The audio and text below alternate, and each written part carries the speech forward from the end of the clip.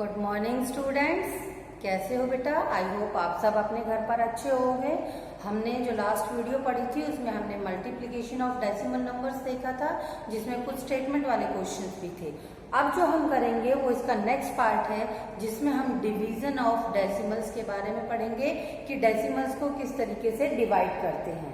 तो first of all हम देख रहे हैं division by natural number means अगर किसी डेसिमल नंबर को किसी नेचुरल नंबर से डिवाइड किया जाता है तो उसको किस तरीके से डिवाइड किया जाएगा। There are two types of questions जो मुझे लगता है कि इनसे आप उसे ज्यादा बेहतर तरीके से समझ सकेंगे कि किसी भी नंबर को किस तरीके से डिवीजन नंबर से डिवाइड किया जाता है। तो हम यहाँ देखते हैं, हमारे पास क्वेश्चन है 30.48 डिवाइड बाय 12, यानी कि 30.48 को हमें 12 से डिवाइड करना है। तो किस तरीके से डिवाइड करेंगे, तो आप देखिए 30.48 सिंपल डिवीजन है बेटा, इसमें घबराने वाली कोई भी बात नहीं है।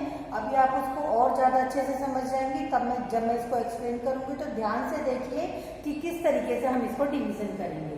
तो सबसे पहले हम डेसिमल से पहले वाला नंबर देखते हैं। तो डेसिमल में पहले वाले नंबर में हम देखिए जब स्टार्टिंग करते हैं तो फर्स्ट डिजिट को देखते हैं। दिस इज 3 तो 12 से डिवाइड नहीं हो सकता, तो फिर हम दो नंबर एक साथ लेके चलते हैं। 30 को 12 से डिवाइड करेंगे तो कहाँ किस प्लेस पे डिवाइड होगा, 12 2 जा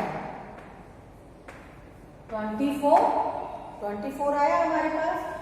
0 में से 4 लेस नहीं होगा, 30 में से 24 को माइनस किया तो क्या आएगा 0.06 मीन 6 हमारे पास यहाँ आया है। अब इसके बाद हम डेसिमल देखिए। अब जो नेक्स्ट नंबर हम यहाँ नीचे लेंगे वो डेसिमल के बाद वाला नंबर है, तो यहाँ भी हम डेसिमल अप्लाई कर देंगे, क्योंकि अब जो हमने नेक्स्ट डिजिट उतारा है वो डेसिमल के बाद वाला डिजिट है। तो यहाँ हमने डेसिमल लगा दिया बिकॉज नेक्स्ट डिजिट जो है वो डेसिमल के बाद वाला है। अब हमारे पास नंबर क्या आ गया 64।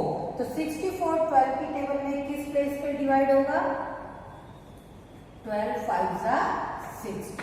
तो यहाँ देखिए 64 में से आप 60 माइनस करोगे तो क्या आएगा हमारे पास 4 आया हमारे पास। नेक्स्ट डिजिट फिर हम नीचे लेते हैं 8, क्या 48 12 से पूरा डिवाइड हो जाएगा 4 प्लेस पे, 12 4 जा 48। तो यहाँ आपने क्या देखा, रिमाइंडर क्या आया हमारे पास 0 आया है। ठीक है, कंप्लीट डिवाइड हो गया। अब आपने देखा यहाँ हमने इसको किस तरीके से डिवाइड किया। एक बात और मैं आपको नोटिस करा देती हूँ बेटा, जब आप यहाँ लिखते हैं तो मोस्टली जो बच्चे हैं वो क्रॉस का साइन लगा देते हैं, जैसे 3 - 3 क्रॉस। ये जो क्रॉस का जो साइन आप लगाते हो ये गलत होता है बेटा। मैथमेटिकली हम इसको देखें तो दिस इज रॉन्ग। यहाँ हमेशा 3 में से 3 को माइनस करोगे तो 0 आता है, ये हम सभी जानते हैं, लेकिन हम क्या करते हैं वहाँ क्रॉस का साइन लगा देते हैं जो कि गलत है। तो वहाँ हमें क्या लिखना है, 0 ही लिखना है। समझ आ गई बात आपको। ये मिस्टेक अपनी नोटबुक्स में बिल्कुल भी मत करना। आपने क्रॉस लगाया तो मैं वहां उसको सर्कल कर दूंगी because cross is wrong. Cross नहीं करना। अब तक अगर आपने करा भी है कहीं भी, भूल जाइए। अगर हम 3 में से 3 4 में से 4 माइनस करेंगे तो 0 ही आएगा और वहां 0 ही लगाना है आपको। समझ आ गई बात आपको। तो ये तो हमारे पास क्वेश्चन था 30.48 डिवाइड बाय 12। ठीक है, यहाँ डेसिमल से पहले हमारे पास एक ऐसा नंबर था जो हमारे पास कंप्लीट डिवाइड हो रहा था। लेकिन अगर आप इस क्वेश्चन में देखेंगे तो आप देखेंगे डेसिमल से पहले 0 है, 0 तो डिवाइड होती नहीं है, तो फिर कैसे करेंगे हम इसको। तो देखिए यहाँ आप इस क्वेश्चन को देख लीजिए, 0.468 डिवाइड बाय 18। ठीक है बेटा। तो यहाँ हम इसको जब डिवाइड करेंगे सबसे पहले हम डेसिमल से पहले वाला नंबर देखेंगे, वो क्या है 0 तो डिवाइड नहीं होता तो हमने क्या लगा दिया, यहाँ भी 0 लगा दिया। अब 0 यहाँ पे ये 0 हो गया तो ये 0 हो गया हमारे पास। ठीक है, 18 0 जा 0 0 - 0 0 आ गया। नेक्स्ट जब हम डेसिमल के बाद जब नेक्स्ट डिजिट नीचे लेते हैं, अभी मैंने लास्ट क्वेश्चन में आपको बताया जब डेसिमल के बाद नेक्स्ट डिजिट को हम नीचे लेते हैं तो यहाँ भी क्वोशिएंट में भी हमारे पास डेसिमल आ जाएगा। तो ये भी क्या आ गया, 0 आ गया।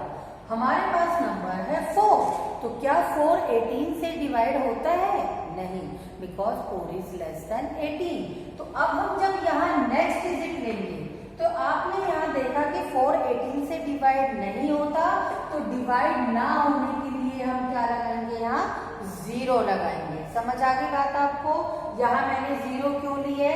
डायरेक्ट 6 नहीं उतार देंगे, यहाँ हम 0 लगाएंगे बिकॉज जो 4 है क्योंकि हमने नेक्स्ट डिजिट उतार लिया है, और जब हम नेक्स्ट डिजिट उतारते हैं और वो डिवाइड नहीं होता है तो डिवाइड ना होने के लिए हम वहाँ 0 लगाते हैं, इसलिए यहाँ मैंने 0 लगाया। अब मैं नेक्स्ट डिजिट 6 नीचे लूंगी, तो अब हमारे पास नंबर आ गया 46। क्या 46 18 से डिवाइड हो जाएगा?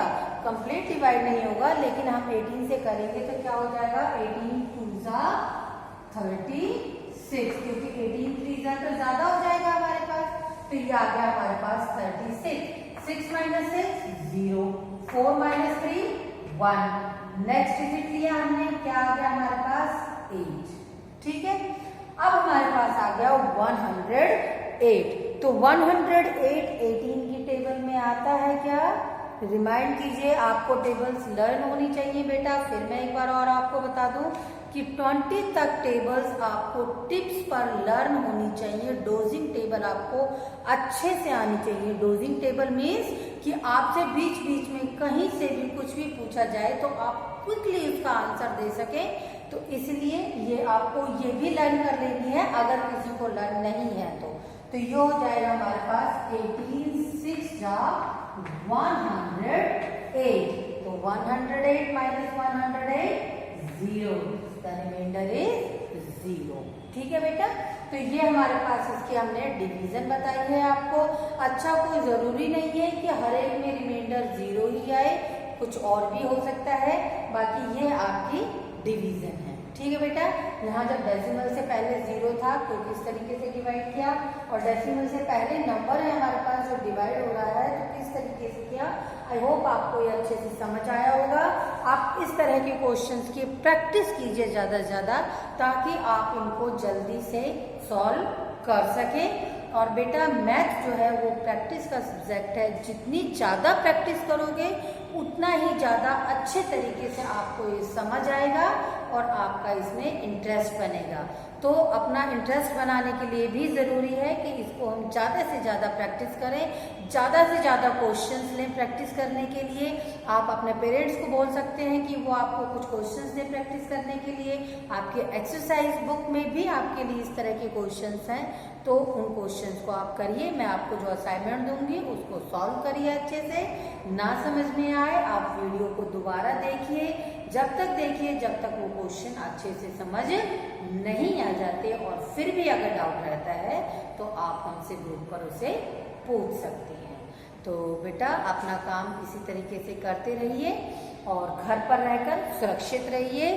सभी सुरक्षा कदमों का, सभी सुरक्षा उपायों का पालन कीजिए जो कि इस महामारी के दौरान हमें करने हैं, और घर पर रहकर सुरक्षित रहकर कंटिन्यू अपनी पढ़ाई को जारी रखिए। थैंक यू बेटा।